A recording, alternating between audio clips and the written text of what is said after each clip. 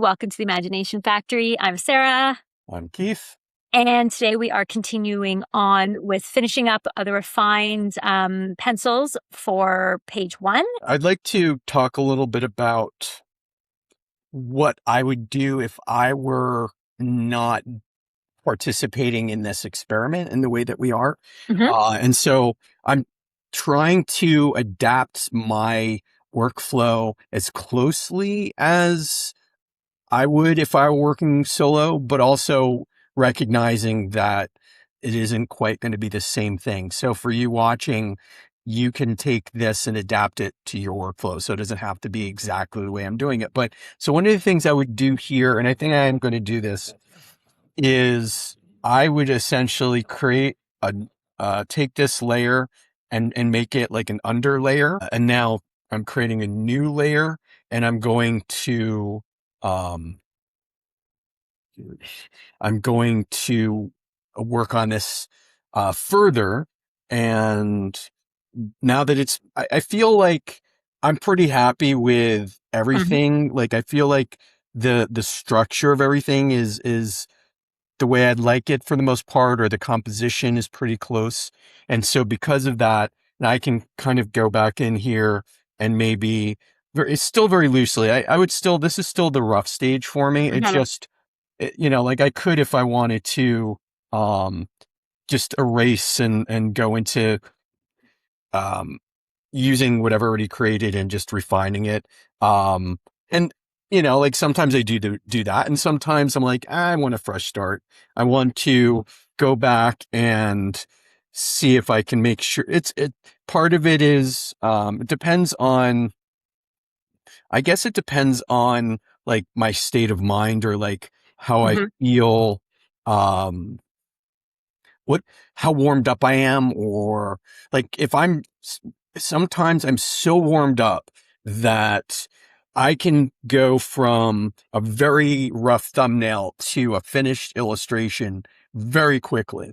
And Right. where I just see it, in the thumbnail in that very small little rough stage, it's there already. Mhm. And I don't know. It just, sometimes you reach a place where, um, everything is working well. It just meshes.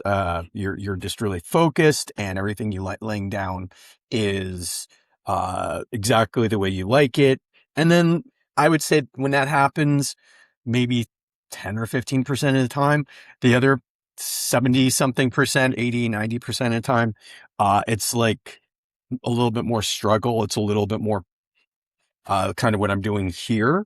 And then also part of this is I wouldn't say, it's a little uncomfortable for me, if I had to be honest. This is a little uncomfortable. Only, and it's nothing to do with Sarah watching me do this, or you all, watching me. I don't really think about it too much. It's more, um, I'm having to explain this and draw versus just like listening to Just music, or, like, zoning in. yeah, Yeah.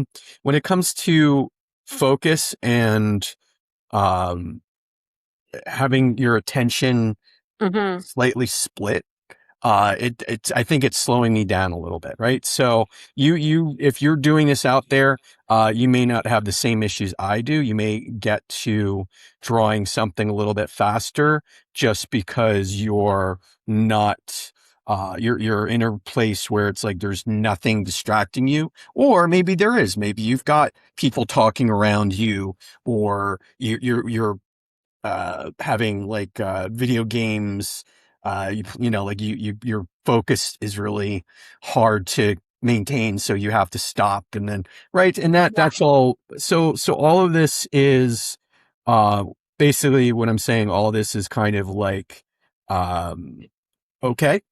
There's nothing wrong with it's all, part of process. Yeah, well, and that makes a lot of sense. And I think that you brought up a really interesting point too, which is how people focus, and everybody's different. Some people need silence, right? They need a room with nobody in it but them, no distractions, nothing to work. Other people need distractions to focus, right? Like myself personally, I cannot work in silence ever. Mm, Even when I'm writing, which seems very counterintuitive, is I always have something in the background, hmm. always.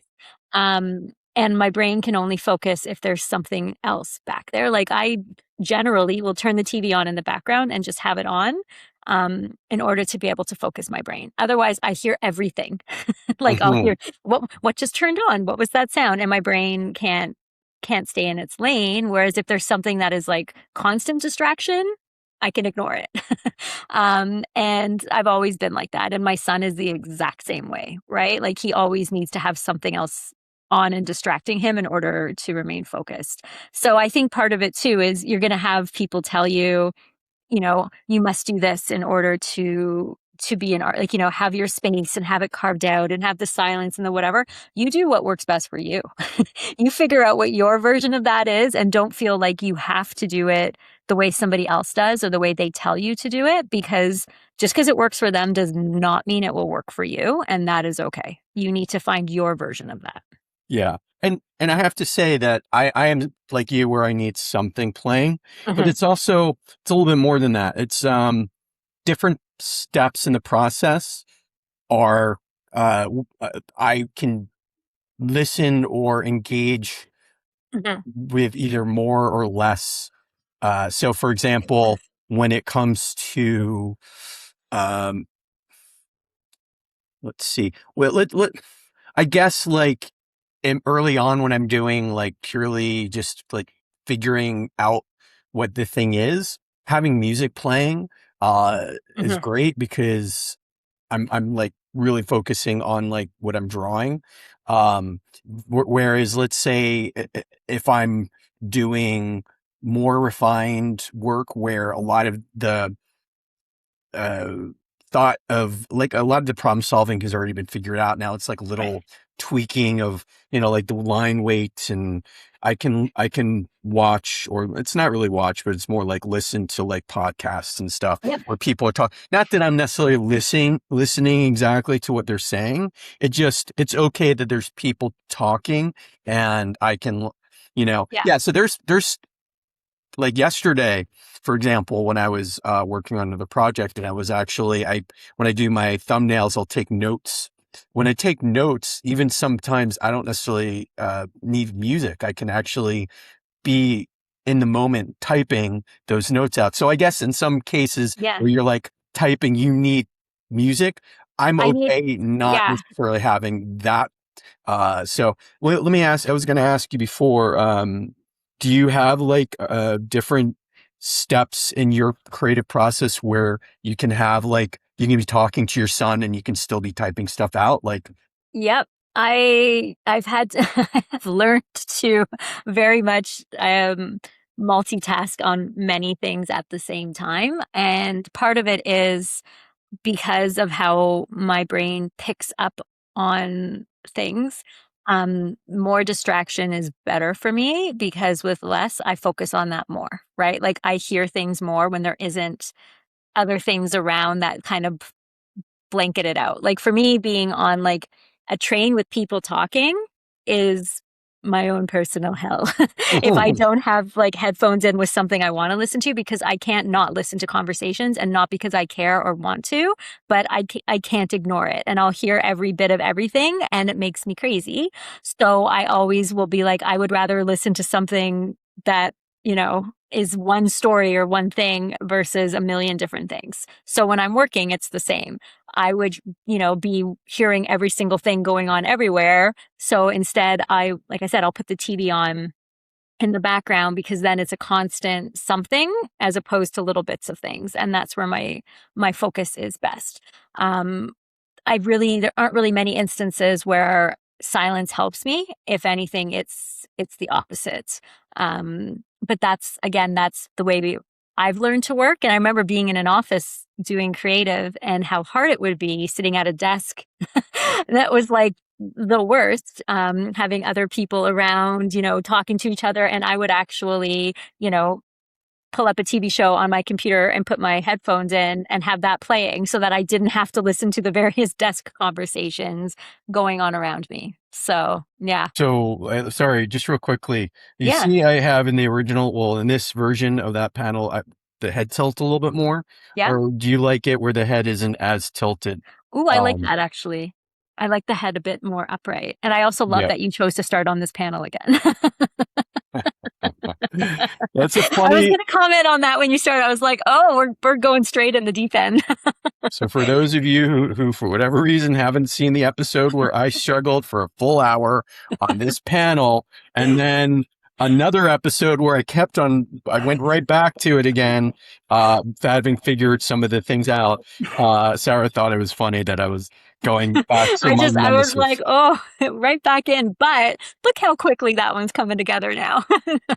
But see, that's the point. Like, it's a weird kind of, you know, the process of creating, and I'm sure that there's artists that are much faster. There, I guess it's just dependent on like how you deal with stress and how you like when you're in an environment where you have a really tight deadline. Like Yeah. when you have very little time to muddle around with something, um, you're you may focus much better. Like versus when you're working on something for yourself, or if you're working on a project you're getting paid for, but maybe you have your deadline isn't as tight. Yeah. I find for myself personally, sometimes having a little bit of that kind of, okay, I've got to get it done by this date. And I only have this much time to do it, and it's really tight. I just find that I'm much faster when it comes to like drawing stuff out. And that's just because I can feel my anxiety, and I'm using it as a tool to like, okay, I gotta, it's not so much even a matter of like, sometimes it's just like, it does sometimes take me as much time to get something done, but it's also that I'm just, uh, uh, not taking as many breaks. So maybe not taking in as many as breaks means that like I'm just pushing through, and I don't know so I do find that sometimes when I'm, um, uh, under that kind of stress that uh, I can get something done quicker. Now, it doesn't change the quality of the work, thankfully. Like, Mhm. regardless of whether or not I'm going at a higher anxiety pace or whether I have a much more relaxed pace, I find I still pretty at the end of it, like I'm pretty satisfied with what comes out. It's just when you have a fire underneath you, you're like, okay, I don't really have time to think about this. I'm just doing it, and you know, Well, and um, there's something to be said for that, right? Because as a creative person, you can overthink and you can spiral and you can really start to get into the weeds on things. And sometimes when you can't, for various reasons, like a deadline, for example, you're forced to just make a decision and move forward. And sometimes that is all you need, right? You just need to be like, I can't circle around this. I'm going to just commit to what I'm doing and keep going. And it's sometimes for better or for worse, right? And generally at the end, you end up with just as good of a result. It's just the process of how you got there is a little bit different. yeah, yeah, that's right. Like with this panel, if I were to, um, like, I probably there's a very good chance that I would have struggled as much. I would have, um, maybe I would have, like worked on it, struggled, and then, I would have, said, okay, no, I'm only going to spend an hour struggling, and then I'm going to move on. Yeah. And then I would have come back to it, and I would have thought about it, and then Yeah. I would have gotten here most likely, regardless. But for whatever reason, when you have a fire lit underneath you, you're just, It just changes how you look at things, right? yeah, You reprioritize things and like, again, sometimes it is just making that decision because when you have infinite ways of doing something, that's not always as good as it sounds, right? Because then yeah, you can be like, well, what if I did this? And what if, the head was a little more tilted or standing more to the side? And you really could spend forever just going back and forth and making little tweaks. Whereas when you're like, I have to get this done, this is conveying the right message. And yes, something else might have worked differently or better, but this is working and I can keep going. And I think that sometimes, like with writing, you'd be like, you could rewrite prose a million times to be like, what about this? Or this description, is this better? As opposed to being like, this tells the story I need to tell. it's, it's done, it's working, I'm going to keep going. So sometimes that little bit of timeline and anxiety can be beneficial because it makes you commit to something and see it through, as opposed to second guess repeatedly because you have time to do so. Yeah. Yeah. So do you find that too? Like that you, 100%. you whether you're working under a tight line, deadline, or whether you have a bit more luxury, you still kind of get the same place? Absolutely. I find that that is exactly the way it ends up happening. And I find sometimes if it's my own thing and I have all the time in the world, it takes forever, right? Because you do have all this time. So you work on it and you think about it and you leave. Whereas if someone's like, hey, by the end of the week, do you think you could have this done? Absolutely. And I will just commit and keep moving forward, as opposed to detouring constantly or rethinking. Um, and not to the detriment of the work. It's more just the focus and the way I go about it changes. That's what I've found before, right? Like thinking back to my advertising days, when I'm working on commercials, it's 30 seconds regardless. I can only fill it with 30 seconds because that's the amount of time, that's the length of it. So it's not like if I spent all this time on it and made it still could only be 30 seconds. I still need to edit it down to that point. So if it's working, it fits in the timeline, it's telling what it needs to tell, great, right? I don't need to keep, going back on it again and again. It's at a point where it's doing what it needs to do and I can keep moving forward on it, or I could I could rewrite it 400 times and it probably nobody would know the difference but me. And I think sometimes that's the part that we forget as creatives. You'll show to somebody who doesn't know what you went through, where you started and where you ended up, and you did 42 versions in the middle, and they'll be like, "Oh, these both look good," or "That doesn't look that different." And it's like, "Oh my God, how much did I struggle on this only for no one to really be able to see the nuance and change from one to the other, because it was Yeah. more for me personally than it was for anybody else." Right. Yeah.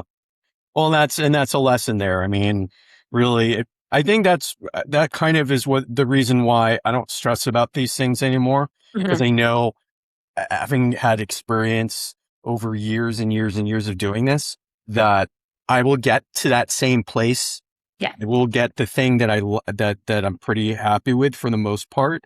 Mhm. Um, and it's really the only difference often is, yeah, like, some days I'm just not feeling it. And then some days I'm totally feeling it. And Yeah. then, but I always know I use the steps and I, so I guess that's another reason why, um, we're going back to our conversation about talent. Yeah. Why talent's such a small little part of it. Talent, Mhm. at the very least, is the catalyst to get you wanting to do it. But Yes. if you're using your skill set, you're going to get that same kind of, like, you're going to work through using tools that you've developed over the years to problem solve, right? And so it just means that, you may have to do something faster, but you also know, like, how to, um, do the thing you need to do, right? Um, Absolutely. and like, there could be an argument, I guess, for, like, well, there's 15 different ways to do this. I know that the number 9 is probably the best bet, but I want to see, like, what the other ones look like first.